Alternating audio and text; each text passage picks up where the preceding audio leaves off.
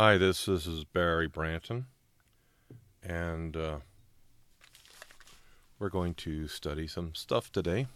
That stuff being medical requirements. So let me just take my headphones off because I get a lot of reverb or feedback, which none of your concern, I know. So what do we have to do here? We have to get the Cdl Manual. I'm going to show you how I get mine. Just come here to Barry Branton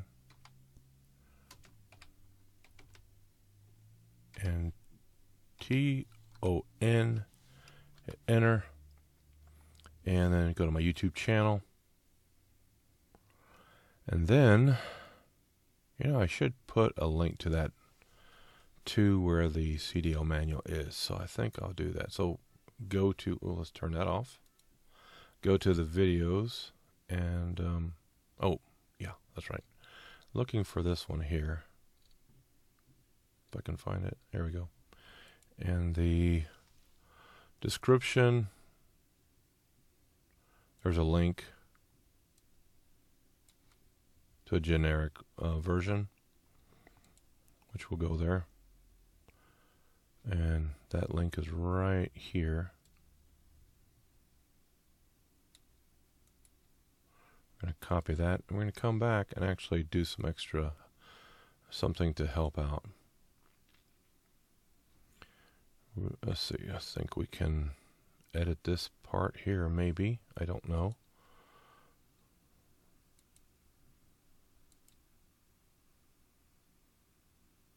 Okay.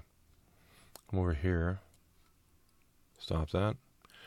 I'm going to go and we want to edit this. I think I can be able to edit this. Oh, edit video. Here we go. I'm going to change. We're going to put the link to the Cdl Manual.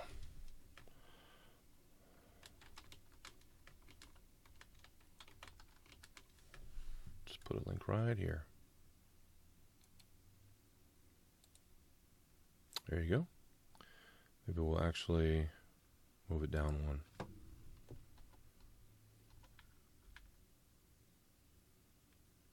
Yeah, that's fine. We'll save that. And we'll come back. We'll go back to the page.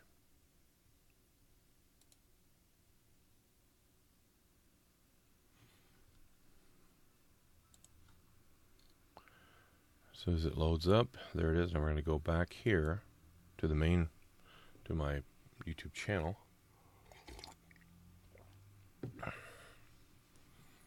And there it is. There's the Cdl Manual. So that's annoying that they should have fixed that glitch, but for whatever reason, it's there. Okay, so we'll click on that, and that will take us directly to the page that we want to go to. And here it is. This is the Commercial Driver's License Manual. This is sort of like a generic version.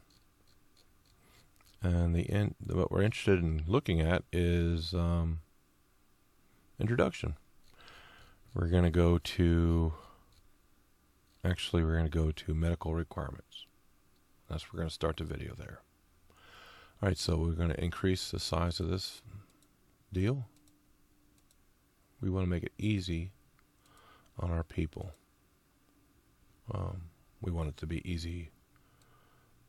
We don't want them to have to work too hard. Just read along with us. Here we go. And we're going to move it up here. Oh, that's good. So we're going to say, we're going to start the video right now. And let me just move this microphone a little bit more in my way. Okay, I have a microphone with a boom. Makes it easier for me to speak. Okay. All right, so a little bit of echo there, so let's put that down out of the way. All right, so we're going to begin. Cdl General Knowledge, Section 1.2, Medical Documentation Requirements. Okay, so that's That's just going to be my tag. And so let me just read that again. Cdl, move this out of the way. Cdl, 3, 2, 1.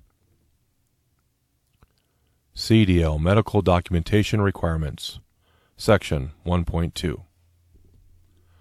Starting January 30th, 2012, and no later than January 30th, 2014, if you are applying for a CDL permit or renewing, upgrading, adding endorsements to a CDL or transferring a CDL from another state, you are required to provide information to your state driver's license agency, SDLA, regarding the type of commercial motor vehicle operation you drive in or expect to drive in with your CDL.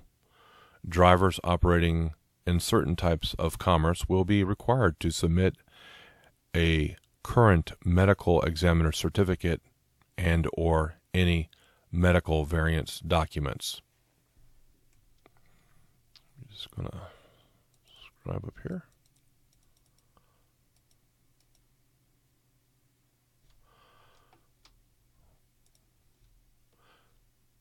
Any medical variance documents that you have been issued, i.e. vision, skills, performance, or diabetes, or diabetic waivers, or other exemptions, to your SDLA to obtain a certified medical status as part of your driving record.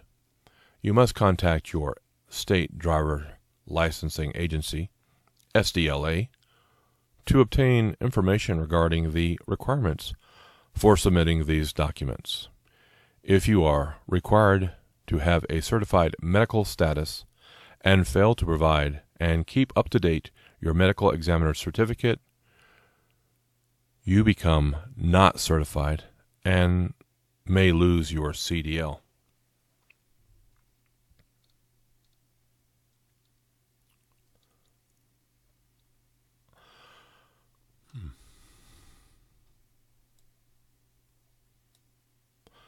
Okay. For the purpose of complying with the new requirements for medical certification, it is important to know that you are using the CMV. That's, well, not just know. Let me just read that again. For the purpose of complying with the new requirements for medical certification, it is important to know how you are using the CMV. So I put too much emphasis on how, so we'll try that again. For the purpose of complying with the new requirement for medical certification, it is important to know how you are applying you are using the CMV. Jeez, one of these days I'm going to get that statement correct. I promise you. Let's 3, 2, 1. Here we go. And you know what? We're just going to let. I think I'm just going to post this video as is. I'm not going to go back and edit anything in here. I'm just going to. You get to see me make mistakes or hear me make mistakes. Okay. So let's just look at this statement again, or maybe we will edit. Maybe I'll do two kinds, one with editing and one without editing, so you can see that I am a human being.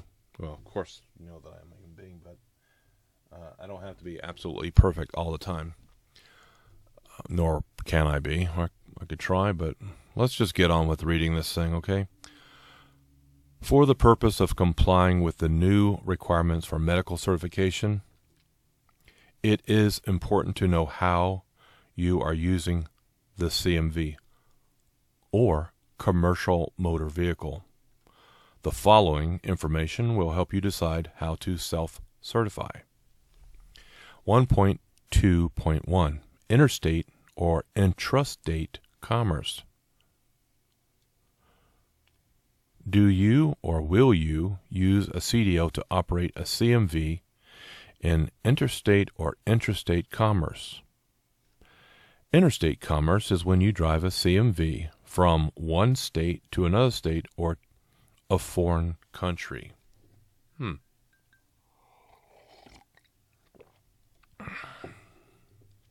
between two places within a state, but during part of the trip the CMV crosses into another state or foreign country, or between two places within a state, but the cargo or passengers are part of a trip that began or will end in another state or foreign country. So you could be required to have an interstate type of license if you're moving passengers who are, say, visiting from, I guess, Europe or something, and they get on a bus and, say, go from one city like Butte to Missoula, and those are cities that are both in Montana, and say they get off the bus in Missoula, and then they hop on a plane back to, say, Germany or something. I think it's saying that you need an interstate type of license there. This is right here, between two places within a state, but the cargo or passengers are part of a trip that began or will end, so it can be either or, in another state or foreign country. I did not know that. All right, so let's go to the next part here. Intrastate commerce is when you drive a CMV within a state and you do not meet any of the descriptions above for interstate commerce. If you operate in both intrastate commerce and interstate commerce, you must choose interstate commerce. Okay, so let's go to the next column. And, I might have missed that on the other one. No, I didn't. Okay. Okay, so I think they said there were 4 of these. So, or maybe there's 4. I don't know. Just bear with me for a second. Yeah, there's a lot. Okay. So here we're going to go to the next thing, which is 1.2.2, 1.2.2, Inter/Intrastate Commerce, status non-accepted or accepted, question mark. Once you decide whether you will operate in interstate commerce or intrastate commerce, intrastate meaning between states, or no, sorry, not between states, but within the state, intrastate commerce, you must decide whether you will operate or expect to operate in a non-accepted or accepted status. This decision will tell you to which of the four types of commerce you must self-certify. So we have four types of commerce. I did not know that we had 4 types of commerce, but let's get to it. So the first type, I guess, is going to be interstate commerce. Interstate commerce. You operate in accepted interstate commerce only. Wait. You operate in accepted interstate commerce when you drive a CMV in interstate commerce only for the following accepted activities. So if you're doing any of these accepted, or if you're doing only the following accepted, these are like an exception. So let's go over them. As an accepted interstate commerce: to transport school children and or school staff between home and school.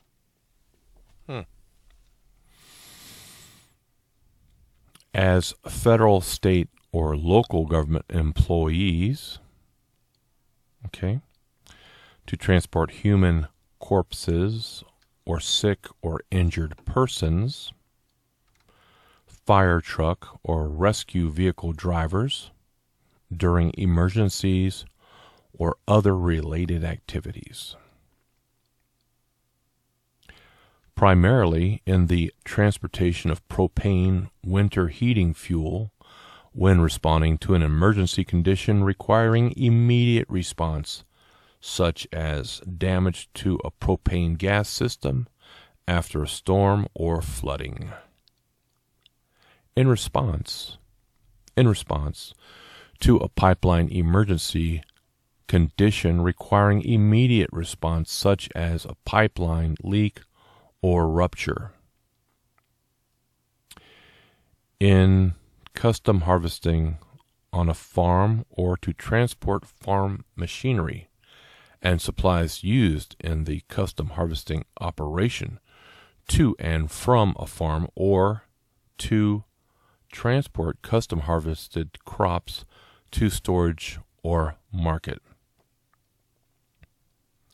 Beekeeper in the seasonal transportation of bees, controlled and operated by a farmer, but is not a combination vehicle. A combination vehicle being power unit and towed unit, and is used to transport agricultural products, farm machinery, or farm supplies, no placardable hazardous materials, to and from a farm and within 150 air miles from the farm. Okay. As a private motor carrier of passengers for non-business purposes, or to transport migrant workers. If you answered yes to one or more of the above activities as the only operation in which you drive, you operate in accepted interstate commerce and do not need a federal medical examiner certificate. There you go. So if you operate in, the key word is only operate in accepted interstate commerce, you don't need a MEC. That's what it says right here. All right. Well, that's the one of the categories. Let's go take a look at the next category. Here we go. All right, so if you answered no to all of the above activities, you operate.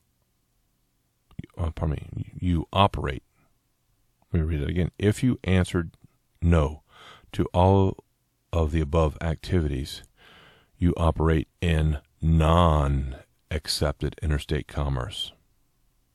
Non-interstate accepted commerce. And are required to provide a current medical examiner certificate. Here's a citation. 49 CFR Section 391.45, commonly referred to as a medical exam or medical certificate or DOT card, to your state driver licensing agency, SDLA. Most CDL card holders who drive CMVs in interstate commerce are non-accepted interstate commerce drivers, because you're going to be doing other things than the things that are listed in that first category. Okay. Now let's just continue. If you operate in both accepted interstate commerce and non-accepted interstate commerce, you must choose non-accepted interstate commerce to be qualified to operate in both types of interstate commerce. Okay, so basically the non-accepted interstate commerce contains within it the accepted interstate commerce. Okay, now those first two categories were for interstate commerce. Now we're going to go to intrastate commerce. Okay. Intrastate commerce. You operate in accepted intrastate commerce when you drive a CMV only in intrastate commerce activities for which your state of licensure has determined do not require you to meet the state's medical certification requirements. Contact your SDL about their requirements. Okay. You operate in non-accepted intrastate commerce when you drive a CMV only in intrastate commerce and are required to meet your state of licensure medical certification requirements. Contact your SDL about their requirements. If you operate in both accepted intrastate commerce and non-accepted intrastate commerce, you must choose non-accepted intrastate commerce. Okay, sort of like the same thing, only we're dealing with intrastate commerce. So the non-accepted intrastate commerce covers the accepted intrastate commerce. Okay. So let's go to the next category. Not really category, it's this next subsection. 1.2.3 Self-Certification Statements. When completing an application for your CDL, you will be required to check the box next to the statement that describes your status.